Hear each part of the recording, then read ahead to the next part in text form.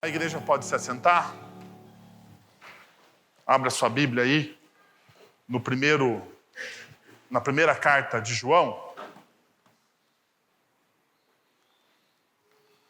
Primeira carta de João, capítulo de número 2. A partir do verso de número 12 até o verso de número 17. Então, por favor, abra aí a sua Bíblia nessa belíssima carta do apóstolo João. Vamos ter mais uma palavra de oração? Senhor, nós queremos te agradecer por tudo que o Senhor tem feito até este momento. Louvado seja o nome do Senhor. E queremos te pedir que o teu Santo Espírito nos ajude, ó Deus, a compreender a verdade das Sagradas Escrituras. Que essa verdade possa penetrar fundo nos nossos corações e discernir, ó Deus, os nossos pensamentos, as nossas vontades e trazer a nós o arrependimento. Que o nosso coração agora, Deus, seja desarmado pelo teu Santo Espírito. Porque muitas vezes, Pai, e essa é uma verdade, o nosso coração está armado contra a tua palavra. Porque sabemos que seremos admoestados por ela, Pai. Então, neste momento, pedimos a Deus que o seu Santo Espírito, que nos convence do pecado, do juízo e da justiça de Deus, possa atuar no seio da igreja, nos trazendo a luz e a verdade, que é Cristo Jesus. Em nome dele que nós oramos. Amém. Muito bem. O texto diz o seguinte: Filhinhos, eu lhes escrevo porque os seus pecados foram perdoados, graças ao nome de Jesus. Pais, eu lhes escrevo porque vocês conhecem aquele que é desde o princípio. Jovens, eu lhes escrevo porque venceram o maligno. Filhinhos, eu lhes escrevi porque vocês conhecem o Pai. Pais, eu lhes escrevi porque vocês conhecem aquele que é desde o princípio. Jovens, eu lhes escrevi porque vocês são fortes. E em vocês a palavra de Deus permanece e vocês venceram o maligno. Não amem o mundo, nem o que nele há. Se alguém ama o mundo, o amor do Pai não está nele. Pois tudo o que há no mundo, a cobiça da carne, a cobiça dos olhos e a ostentação dos bens, não provém do Pai, mas do mundo. O mundo e a sua cobiça passam, mas aquele que faz a vontade de Deus permanece para sempre. Bom, nós estamos estudando, esse tema, Olhe para Cima, em referência ao livro ao filme, a produção cinematográfica do Netflix, que é Não Olhe para Cima, Não Olhe para Cima. E a gente tem ali algumas críticas à nossa sociedade, algumas críticas, principalmente ao movimento conservador, porque é um filme de espectro progressista. E uma das críticas que semana passada eu trouxe para vocês, em algumas das observações que eu fiz, o filme, e o gênero do filme é um gênero de comédia, de sátira, apesar de ser uma comédia, é uma crítica politizada sobre o que é fake news, política, religião, relacionamentos, integridade, capitalismo e aquilo que nós temos chamado na nossa sociedade de negacionismo. Então, o filme Não Olhe para Cima é uma crítica a todo o movimento ou todo o momento social que nós estamos vivendo. E eu não vou fazer juízo de valores sobre o filme. Eu gostaria que, se você quiser, você assiste, você faça os seus próprios juízos de valores a respeito do filme. Mas o que eu quero fazer é criar algumas pontes entre a nossa cultura e a palavra de Deus. E uma das coisas que eu achei de extrema relevância que o filme nos apresenta é a integridade volátil que existe entre os seus personagens. E principalmente, sobre o personagem do ator norte-americano Leonardo DiCaprio. Você talvez conheça, né? Se você assistiu o filme, faz tempo que eu não via o Leonardo DiCaprio atuar, eu até me assustei, né? Porque ele não está mais tão jovenzinho, não está mais... A gente tem aquela lembrança dele no Titanic, e quando a gente assiste o filme, a gente toma até um susto. O Leonardo DiCaprio, no filme, ele faz o personagem, ele interpreta o personagem Randall Mindy, um cientista. E esse cientista, juntamente com a sua aluna, né, a estudante de astronomia, Kate Dizdiarski, eles descobrem um meteoro que está vindo para a Terra se chocar com a Terra. Um meteoro de cerca de 10 quilômetros de diâmetro, né? Então, um grande meteoro, haverá um grande cataclisma, e eles então começam a divulgar isso. Mas no meio dessa divulgação, o Randall, né, a personagem do Leonardo DiCaprio, ele é corrompido na sua integridade. Ele começa muito bem. Ele começa falando a verdade, ele começa falando das dificuldades que nós teríamos como humanidade de lidar com aquele problema. Mas no meio do percurso, a fama bate a porta dele. A fama bate a porta dele. As pessoas começam a dar ouvidos a ele. Aquilo que ele fala passa a ser, então, relevante, importante. E aqui está um dilema. O dilema, talvez, da nossa sociedade. Nossa sociedade que está mergulhada nesse negócio de mídias sociais.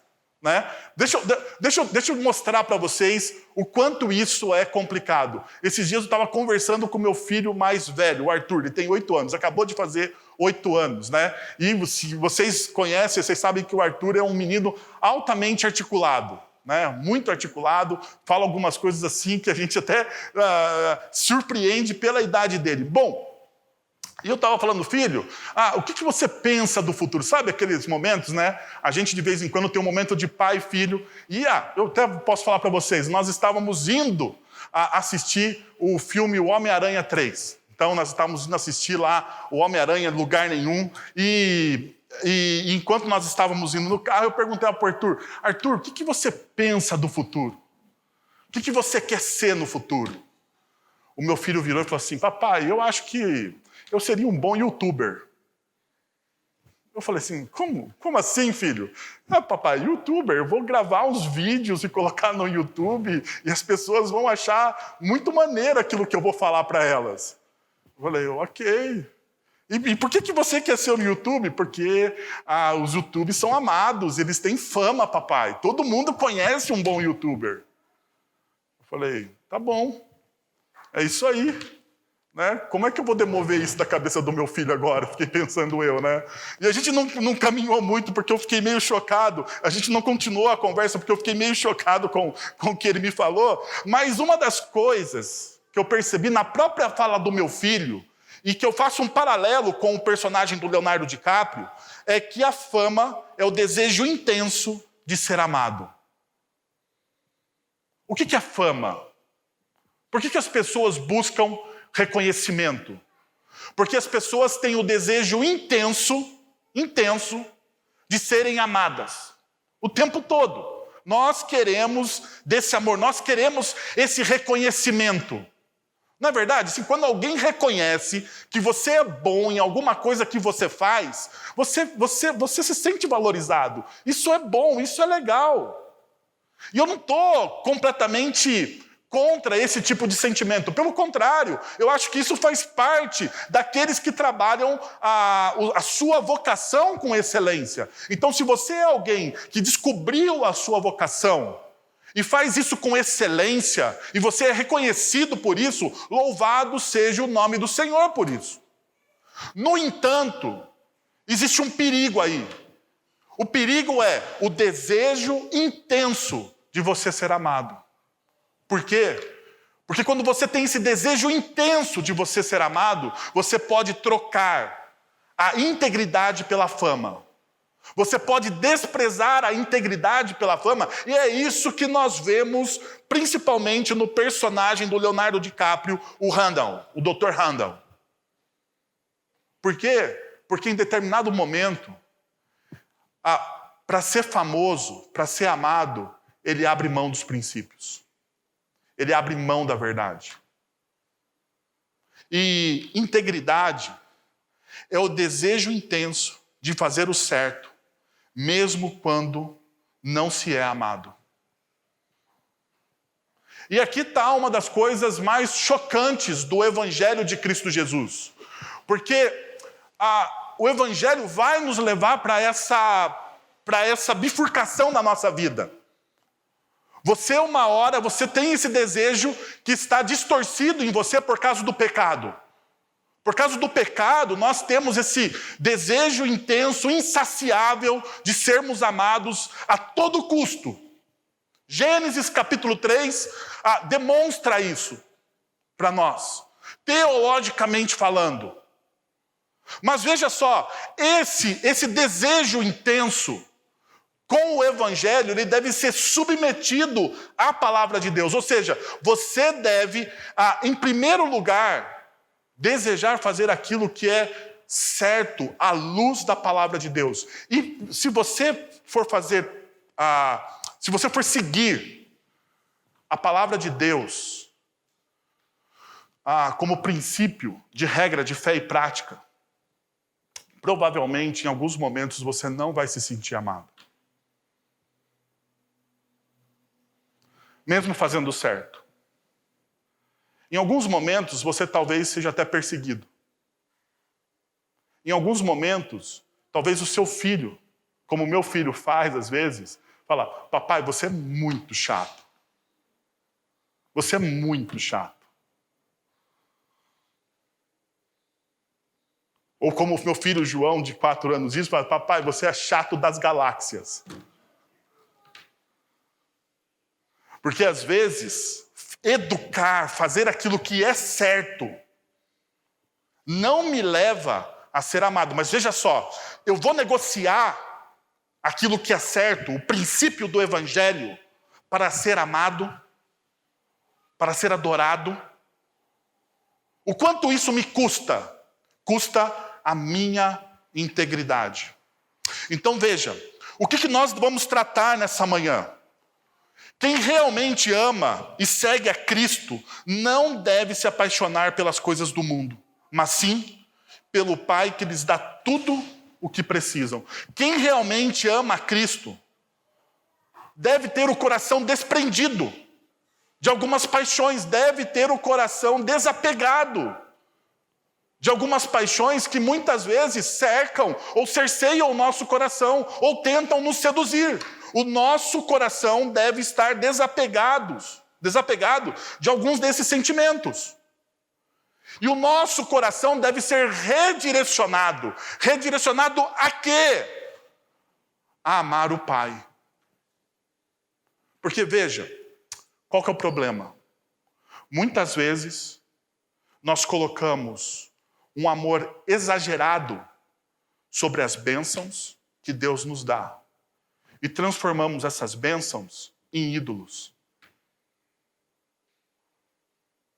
Aquilo que eu tenho não define quem eu sou. Aquilo que eu tenho não define quem eu sou. Por quê? Porque aquilo que eu tenho não está na minha identidade enquanto discípulo de Cristo Jesus. Não deveria estar. O que a sociedade, o que a cultura nos diz é: aquilo que você tem define quem você é. Quanto mais você tem, mais bem-sucedido você é. Quanto mais títulos acadêmicos você tem, mais inteligentinho você é. Porque você tem títulos. Nem sempre quem tem títulos pode ter até conhecimento, mas dificilmente tem sabedoria, porque tem gente que sem título tem sabedoria. Mas a gente, na nossa cultura, a pós-moderna, na nossa cultura das coisas e não das pessoas, nós valorizamos o quê? O que a pessoa tem. O que a pessoa tem. Pode perceber, muitas vezes nós tratamos a pessoa por aquilo que ela tem. Ah, esse aqui é um doutor, olha, ele fez pós-graduação em Harvard. Quando você quer ter um argumento, pode perceber, até mesmo eu, quando eu estou, às vezes, pregando, eu falo assim, olha, esse cara que eu estou falando aqui, ele tem uma pós-graduação em Harvard, ele é doutor, professor em Harvard. Você já olha, esse cara precisa ser respeitado. E a gente muitas vezes nem questiona se aquilo que esse doutor está falando está realmente correto ou está à luz das Escrituras Sagradas. Percebam, a gente dá valor àquilo que ele tem, ao título. E isso não acontece só no conhecimento acadêmico. Isso acontece em todas as esferas. Em todas as esferas. Bom, olha só. Deixa eu colocar você, então, no contexto do texto que nós lemos da carta de João. À primeira vista, os versículos de 12 a 14, 15 e 17 parecem não combinar. E você vê, porque é verdade, porque você olha, de 12 a 14 é uma poesia. De 15 a 17 não é uma poesia. Então você fala assim, bom, João aqui ele usou uma poesia e depois ele não usou, e muitas vezes a gente faz, alguns teólogos, até mesmo na exegese, eles fazem uma separação diferente do que eu fiz aqui. Mas eu acredito, no entanto, eu acredito que 12 e 14 são um encorajamento para você viver 15 a 17. 12 a 14, então, eles passam a ser um encorajamento. João está falando ao coração das pessoas. João não quer simplesmente passar informação para aqueles discípulos. João quer que a palavra de Deus penetre a ponto de mexer com as emoções dele. E nada mais, pelo menos na antiguidade, né, quando João está escrevendo, nada mais mexe que a emoção do que uma boa poesia.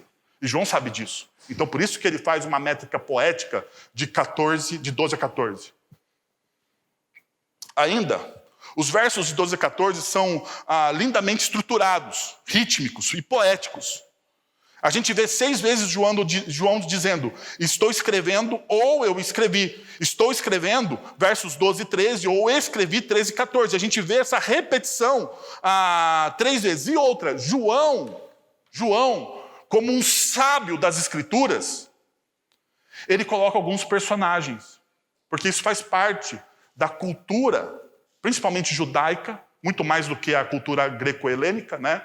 E nós temos que lembrar, apesar do Novo Testamento estar sendo escrito no grego, né? Ele é de raiz judaica. Então, João ele faz uma aplicação proverbial aqui.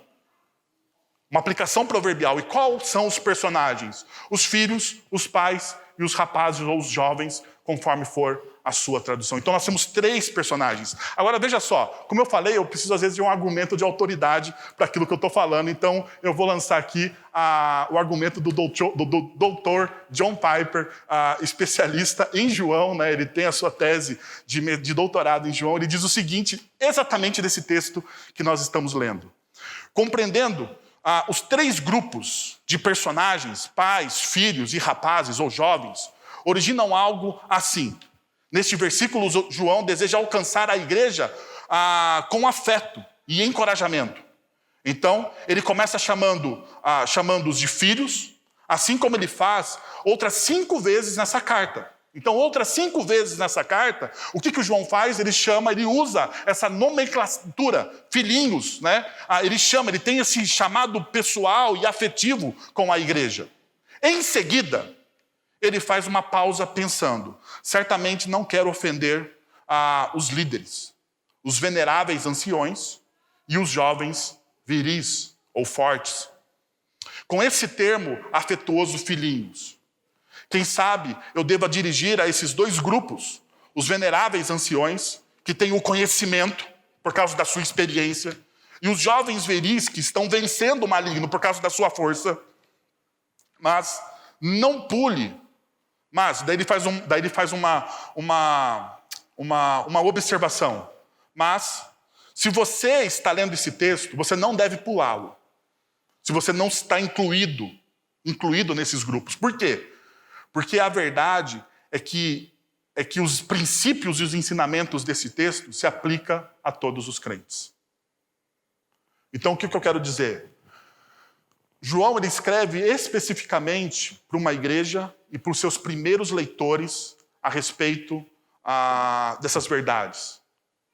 Mas as verdades que eu vou aplicar agora para vocês, elas servem para todos os crentes. São verdades eternas, elas não devem ser aplicadas simplesmente ou para os líderes, os anciãos, os pais, ou somente para os jovens.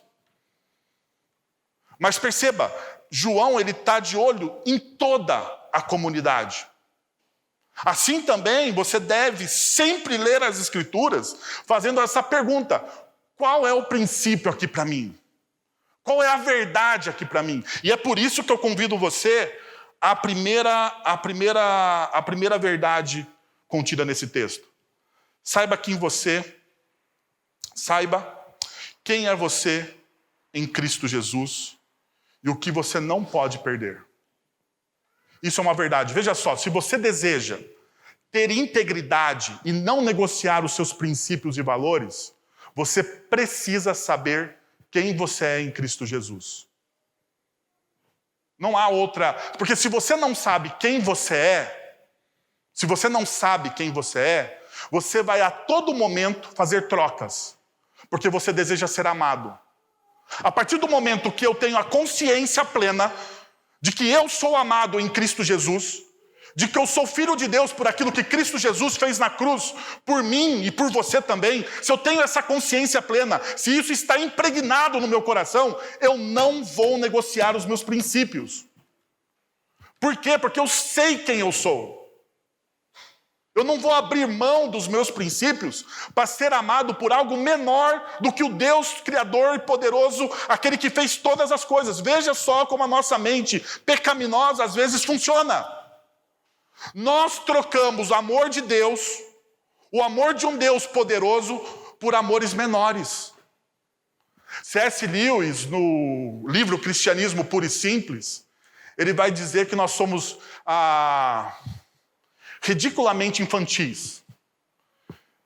E ele faz uma ilustração, ele fala assim: vocês que fazem essa troca do amor do Deus Todo-Poderoso por amores menores, vocês são aqueles que são convidados para ir a uma praia, mas vocês preferem ficar no subúrbio, na pobreza, brincando de bolos de areia.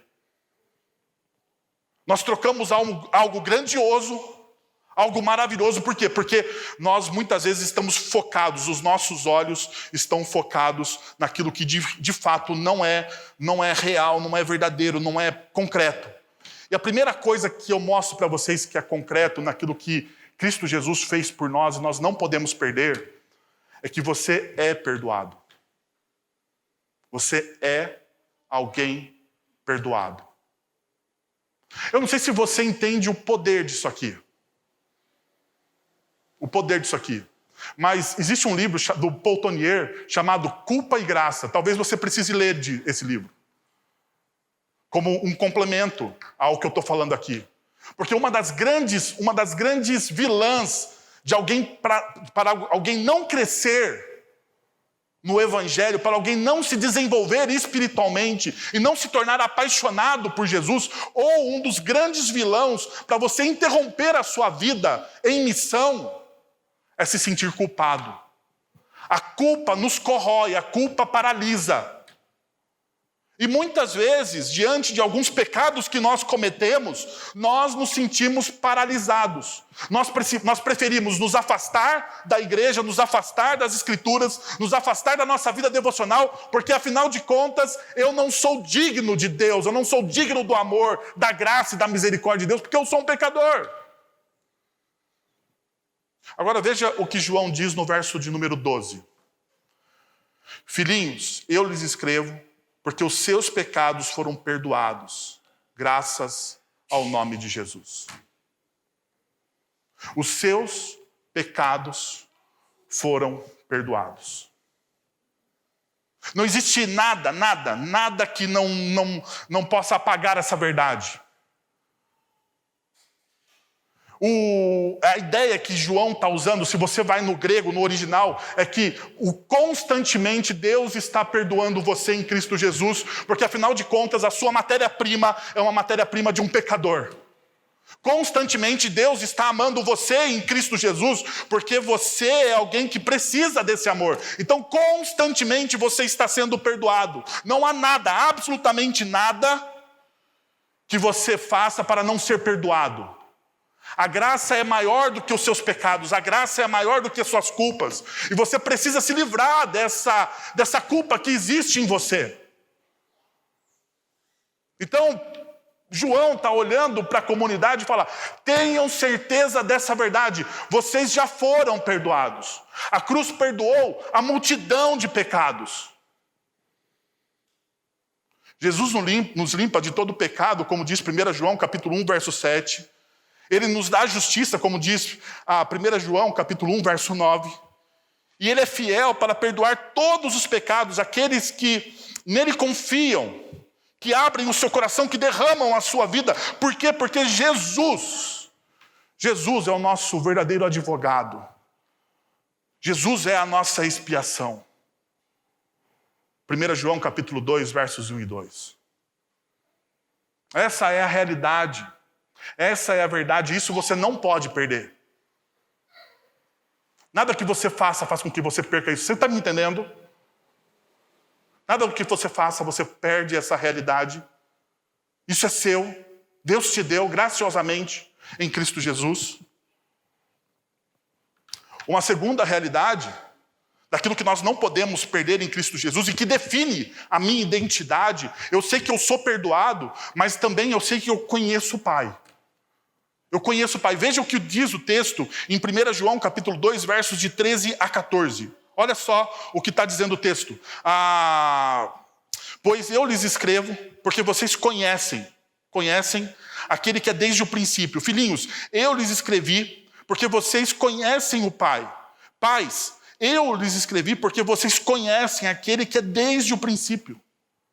Agora veja que interessante que o texto nos mostra. Verso de número 13, ao final ele diz: vocês conhecem aquele que é desde o princípio. Perceberam a expressão? Verso de número 14, o final do verso de número 14. Porque vocês conhecem aquele que é desde o princípio. Quem é aquele que é desde o princípio? Segundo o Evangelho de João, aquele que é desde o princípio, aquele que é o formador de todas as coisas, é Cristo Jesus. Agora perceba, quem está no meio? Qual é a expressão que João usa no meio do verso 14? Filhinhos, eu lhes escrevi porque vocês conhecem o Pai. Nós só podemos conhecer o Pai por intermédio de quem? Do Filho. É o que João está mostrando aqui. Perceberam o sanduíche? Aquele que é desde o princípio, aquele que é desde o princípio, e o Pai está no meio disso. Por quê? Porque João está sinalizando a verdade. A verdade do Evangelho de Lucas, capítulo 10, verso 22. Todas as coisas me foram entregues por meu Pai. Ninguém sabe quem é o Pai, a não ser o Filho. Então veja, você não tem a condição de saber do amor de Deus, da graça de Deus, de quem é Deus, se não for por intermédio de Cristo Jesus. Daí Jesus diz: e ninguém sabe quem é o Pai, a não ser o Filho e aqueles a quem o Filho o quiser revelar.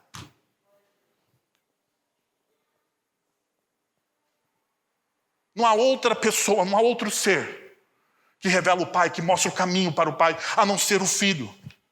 Agora, perceba uma coisa que muitas vezes nos escapa. O termo conhecimento aqui. Porque nós achamos, e aqui está talvez o nosso grande erro dentro de uma igreja reformada. Por quê? Porque nós reformados, nós prezamos, isso é lindo, nós prezamos pelo conhecimento intelectual das Sagradas Escrituras.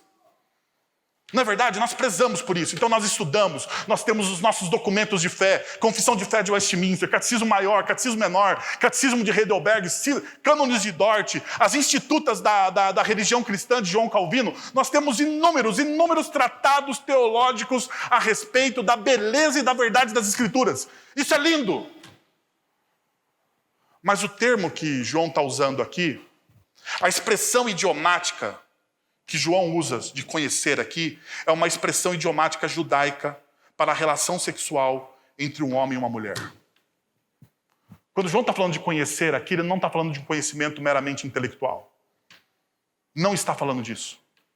João está falando de um conhecimento de experiência. Eu não sei se existe experiencial, existe experimental, experiencial, alguma coisa existe? Então, pronto, acabou de existir. Experiencial. Existe essa verdade, que ela não é somente contida com o nosso intelecto, é uma verdade que você vive, que você encarna. Porque é assim um relacionamento entre um homem e uma mulher. Quando você se casa, quando você se deita, o relacionamento sexual entre um homem e uma mulher, segundo as Sagradas Escrituras, é um conhecimento de uma experiência profunda de intimidade. Então, por isso que dentro da nossa teologia do casamento, o sexo, ele cabe dentro da onde? Qual que é a esfera do sexo? Nos relacionamentos periféricos, namoro, noivado, não. O relacionamento sexual de um homem e de uma mulher acontece dentro da esfera do casamento. Por quê? Porque isso aqui é profundo, é vitalício, é real. Tanto é verdade que isso, em Gênesis, vai dizer que a partir do momento que um homem conhece uma mulher, ele se torna o quê? Uma só carne. Uma só carne. E essa também é a verdade que João está expressando aqui sobre o conhecimento que nós temos de Deus. Por quê? Porque a partir do momento que o Espírito, que Cristo Jesus nos revela o Pai, a partir do momento que você tem essa experiência de revelação do Pai, o Espírito Santo mora dentro de você. O Espírito Santo habita dentro de você. Então perceba, não é algo intelectual. Não é sobre o que você sabe da Bíblia. É sobre o que você experimenta de Deus. O meu casamento não é sobre o que eu sei da minha esposa, da Kathleen. É sobre aquilo que eu experimento diariamente com ela na minha vida. No meu testemunho, no meu dia a dia. As minhas experiências com a minha esposa, com a minha família. É como o reverendo Mateus falou, o primeiro choro da filha. Essa é a experiência daquele que é pai, ele tem o primeiro choro. Eu tenho a primeira imagem do meu filho, Arthur, em uma incubadora, porque ele precisou ir. O medo, a ansiedade,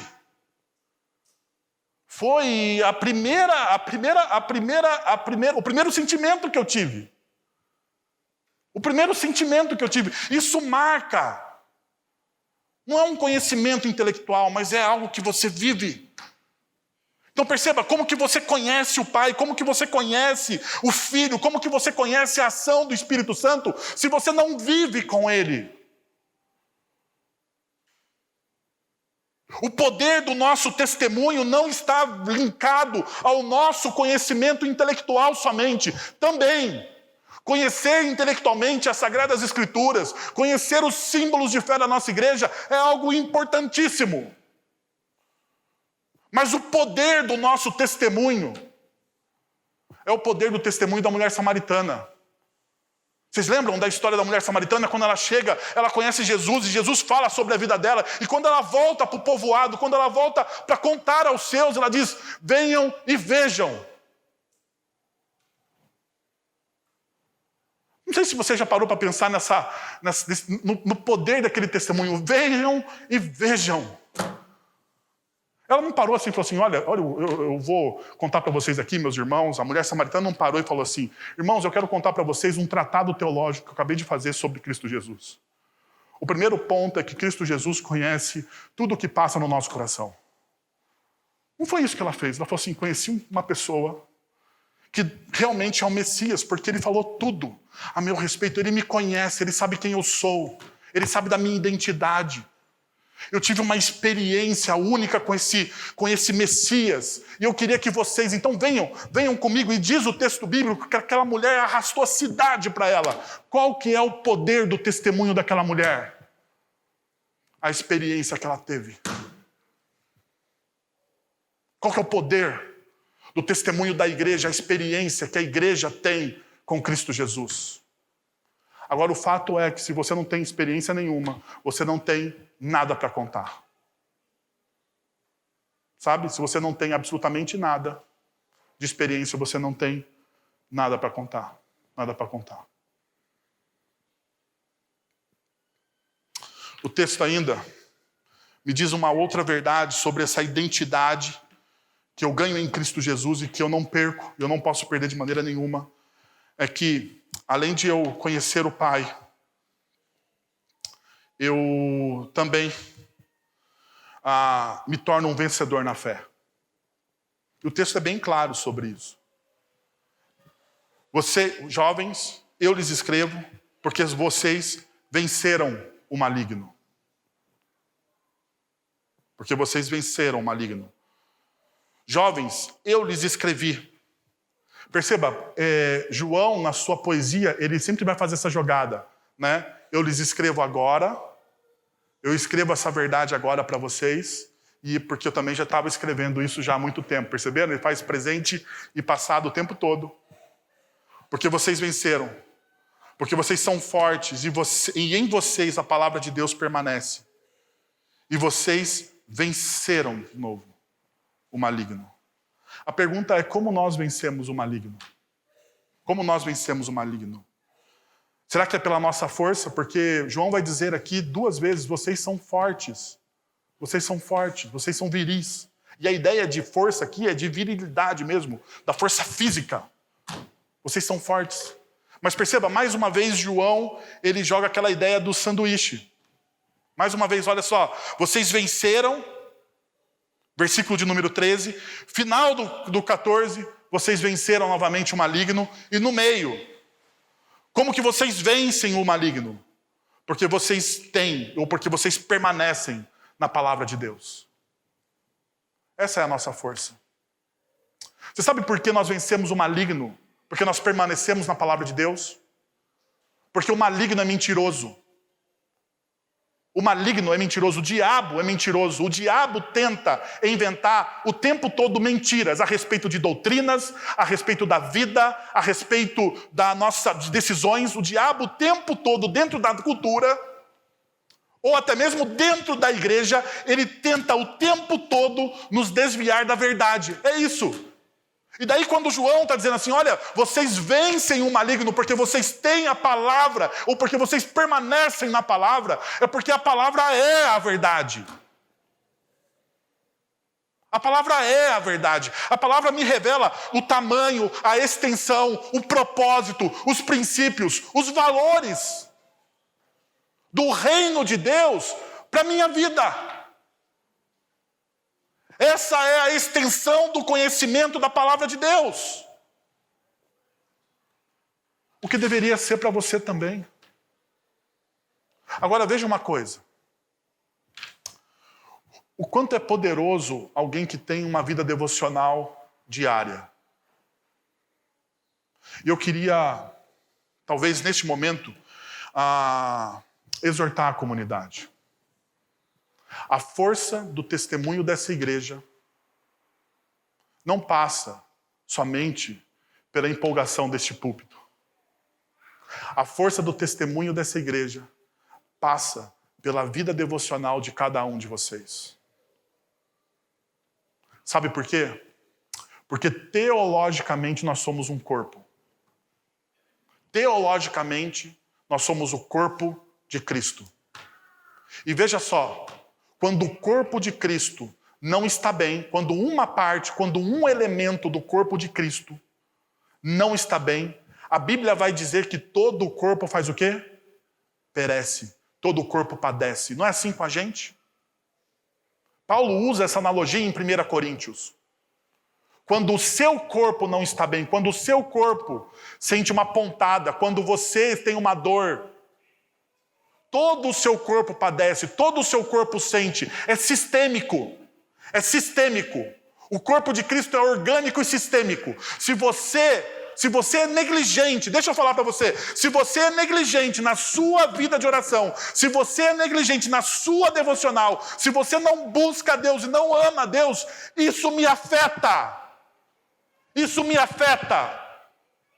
Os seus pecados, por mais discretos que sejam, os seus pecados me afetam. E não só a mim, mas todos que aqui se reúnem. Essa é uma verdade que muitas vezes nós esquecemos.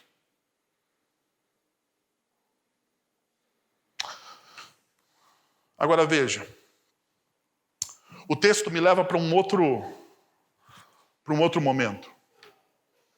Se em um primeiro momento João está encorajando, e eu espero ter feito isso com vocês até agora, encorajado vocês na caminhada do Evangelho, em um segundo momento João vai dizer o seguinte, a partir do verso de número 15, João vai dizer o seguinte: saiba que aquilo que o mundo lhe oferece, o mundo não pode lhe dar.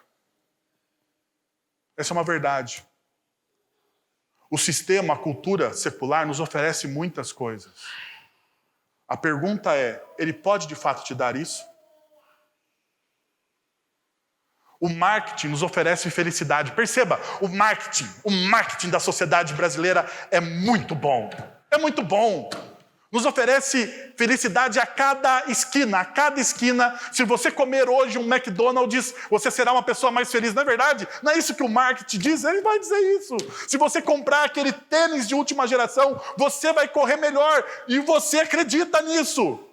Se você tiver aquele carro ou o celular de última geração, a sua vida vai ter significado. E a gente acredita nisso. A pergunta é se todo esse marketing que a cultura secular nos oferece, que todas essas promessas ditas, elas podem de fato ser cumpridas. Deixa eu te falar uma coisa. O mundo não pode lhe dar o que você precisa. E olha o que o texto vai dizer no versículo 5. Não ame o mundo, nem o que nele há. Se alguém ama o mundo, o amor do Pai não está nele. Eu queria que você parasse um pouco aqui e pensasse nisso. Porque essa é uma verdade que nos toca. Não amem o mundo e nem aquilo que nele há. Se alguém ama o mundo, o amor do Pai não está nele. Veja, o desejo do coração humano é ser amado por tudo ou por qualquer coisa. Esse é o desejo do coração humano. Os objetos de nossas afeições, os objetivos das nossas afeições precisam ser reordenados, reorientados, corrigidos, se quisermos realmente encontrar a satisfação final e duradoura. É o que João está dizendo aqui.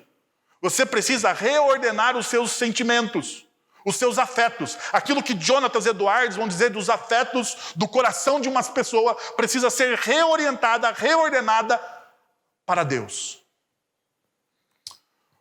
João, portanto, ele nos ordena: não ameis o mundo, nem as coisas que pertencem a este mundo. Por quê? Porque amar o mundo não é amar a Deus. O que é que você realmente precisa? Qual é o maior amor, aquilo que de fato traz significado para você?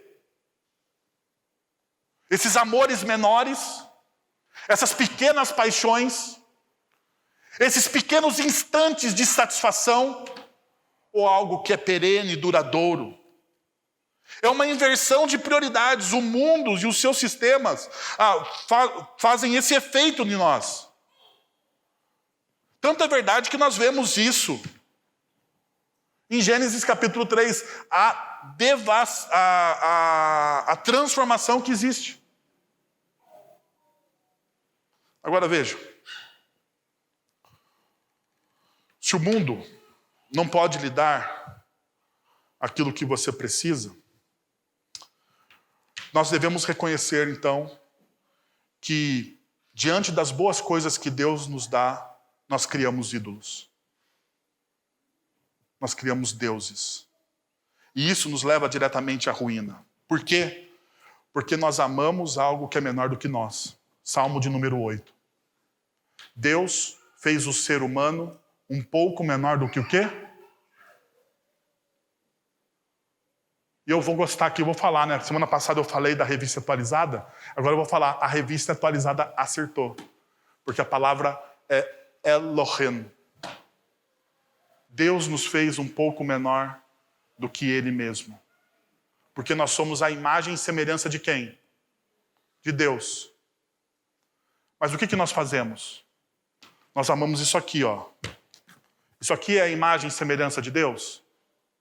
Isso aqui é a imagem e semelhança dele? Isso aqui é criado por quem? Pelo homem. Mas nós amamos isso aqui. Nós amamos isso aqui. Opa, está aqui. Isso aqui é a imagem e semelhança de Deus? Não é. Mas nós amamos. Nós amamos, nós gostamos, nós morremos por isso aqui.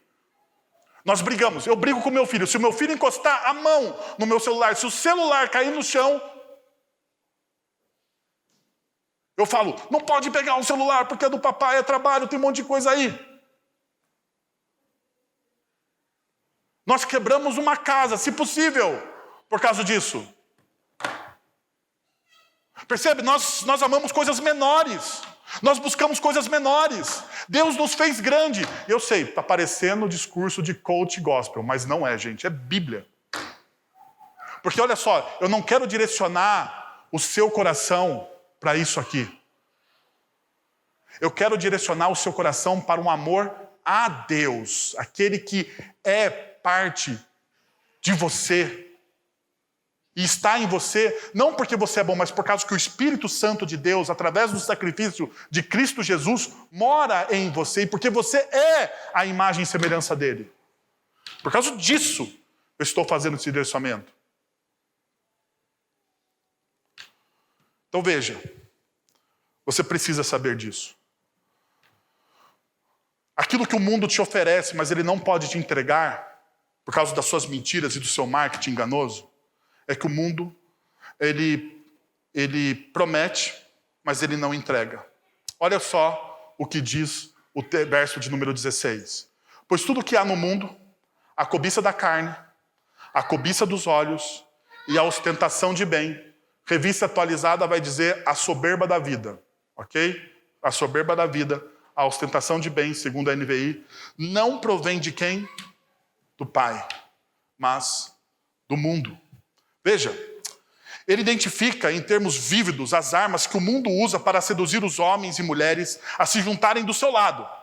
Surpreendentemente, cada uma dessas armas reside dentro de nós. O inimigo realmente está dentro. Nós somos aqueles que nos sabotamos. A nossa vida espiritual, a nossa vida emocional, sentimental, ela é sabotada por nós mesmos, pelos direcionamentos errados que nós temos nos nossos sentimentos. Essas mesmas 3 armas mataram Adão e Eva no jardim. Gênesis capítulo 3, verso 6, diz o seguinte: então a mulher viu que a árvore era boa para se comer, concupiscência da carne, agradável para ver, concupiscência dos olhos, e era desejável para obter sabedoria, a soberba da vida. Essas mesmas 3 armas foram conquistadas por Cristo. O segundo Adão, aquele que é perfeito em todas as coisas. Em sua tentação no deserto, em Lucas capítulo 4, versos de 1 a 13, o diabo tenta chamar Jesus a se curvar diante dessas tentações. No verso de número 3 ele diz a essa pedra que se transforma em pão. O que é? Aqui é a concupiscência da carne. E então ele mostrou-lhe todos os reinos da terra. Lucas capítulo 4, verso de número 5. Tentando Jesus com a concupiscência dos olhos. E finalmente, o pináculo do templo. O diabo o desafiou. Se você é o filho de Deus, jogue-se daqui para baixo, pois está escrito: aos seus anjos você dará ordem a seu respeito, para te proteger, e eles te sustentarão com suas mãos. Seja o sol, a soberba da vida. E em todas Jesus disse não.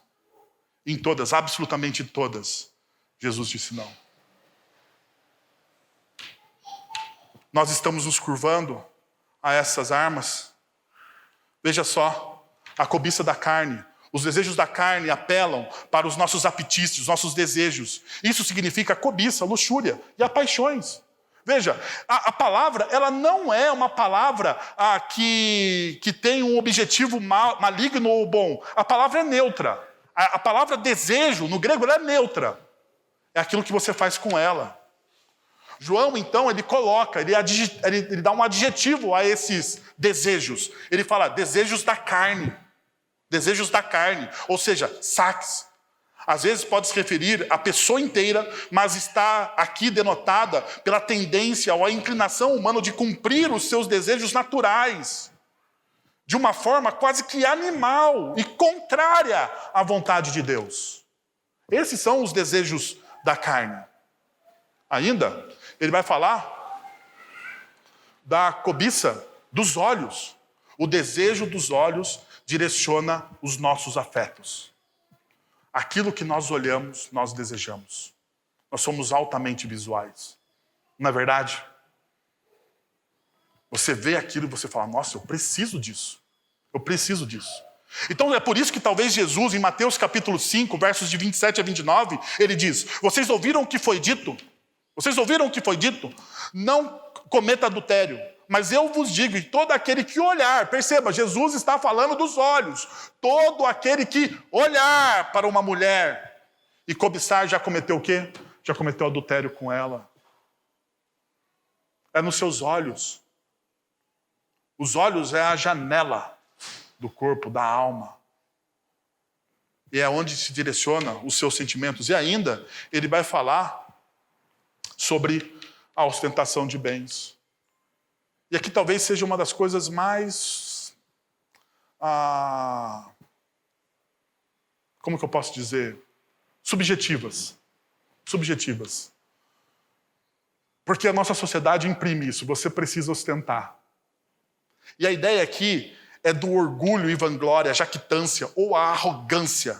Referir-se a um fanfarrão que exagera no que tem para impressionar os outros. É aquele que fala, que conta vantagem. Essa pessoa é o meu, é o meu, é o eu, é o eu.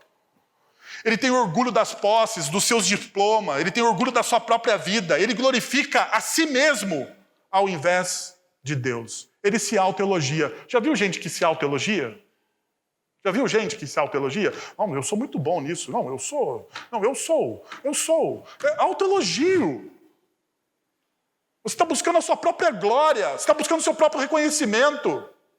Quem tem que te elogiar não é você, é os outros que precisam perceber a sua potencialidade, não você. Isso é buscar para você aquilo que você mais deseja, ser amado. E daí você vai negociar os seus princípios por isso. Eles sofrem de uma doença, não da influenza, mas da afluenza, que é o orgulho, poder, posse, prestígio e posição. Isso é o desejo, isso é o ídolo dessas pessoas. João está falando, cuidado com isso. Cuidado com isso. Por fim, aquilo que o mundo lhe oferece, mas ele não pode lhe dar, não pode entregar para você. O mundo, ele pode te oferecer, mas aquilo que ele pode te entregar não vai durar para sempre. Essa é uma realidade que eu e você muitas vezes não entendemos. Mas que ela precisa ser dita toda vez para o nosso coração. Olha o que João diz no verso 17. O mundo e a sua cobiça passam, mas aquele que faz a vontade de Deus permanece para sempre. O mundo e tudo aquilo que o mundo oferece passa. Tudo aquilo que o mundo oferece passa. Mas aquele que faz a vontade de Deus permanece para sempre. Permanece para sempre. Eu tenho uma única pergunta para vocês nessa manhã. E a gente está encerrando. Aonde está o teu coração? Aonde está o teu coração? Porque aonde estiver o teu coração, aí estará revelado o que você mais ama. Os seus ídolos estão lá. Eu queria que você ganhasse discernimento disso. Assim como o apóstolo João fez com aquela igreja. Hoje nós precisamos disso. Que tal você fechar os seus olhos, abaixar sua cabeça e buscar a presença do Senhor. Ver aquilo que Deus disse para você nessa manhã. falou a você. Senhor, nós estamos na Tua presença e nós queremos Te agradecer, Pai, por tudo que o Senhor fez nessa manhã. Nós queremos Te render graças, ó Deus, porque o Senhor é bom e a Sua misericórdia dura para sempre. Nós queremos Te pedir, Pai, que essa palavra, que essa verdade que foi exposta aqui hoje, essa palavra que o Senhor nos deu, ó Deus, que veio do Teu coração, que foi inspirada por Ti, que o Senhor usou ao longo da história instrumentos, ó Deus, pessoas, para estudar, discernir. Que essa palavra crie fruto hoje na nossa geração, Senhor, e transforme as nossas vidas para a honra e glória do Teu nome. Que o nosso coração seja desarmado, ó Deus, pelo Teu Santo Espírito. E ao ser desarmado, Senhor, pelo Teu Santo Espírito, o nosso coração se arrependa dos pecados, se arrependa da falsa maneira de viver e que a nossa identidade esteja firmada em Cristo Jesus, que a nossa identidade esteja firmada no Senhor, que é o nosso Pai e nos ama acima de todas as coisas. O Senhor nos ama de maneira tão profunda, tão profunda, tão profunda, que entregou Cristo Jesus, o primogênito de toda a criação, em favor de pecadores como nós, Senhor. Que os nossos sentimentos, que as nossas afeições sejam redirecionadas, Senhor, pela ação poderosa do Teu Santo Espírito. É isso que nós oramos em nome de Jesus. Amém. Que tal você ficar em pé, a gente receber a bênção? Estamos nos despedindo. Se você está aqui pela primeira vez, sinta-se abraçado pela nossa comunidade. Seja bem-vindo, seja bem-vindo. Volte mais vezes. Se você está procurando uma igreja em Sorocaba, nós queremos dizer que nós desejamos ser essa igreja para você. O nosso compromisso aqui é com a centralidade da palavra de Deus e da pessoa de Cristo Jesus. Vamos receber a bênção? Agora, irmãos, que a graça de nosso Senhor e Salvador Jesus Cristo, o amor de nosso Deus e Pai, o conselho, o consolo, o poder e a ação do Santo Espírito de Deus estejam sobre vocês agora e pelos séculos dos séculos. Amém.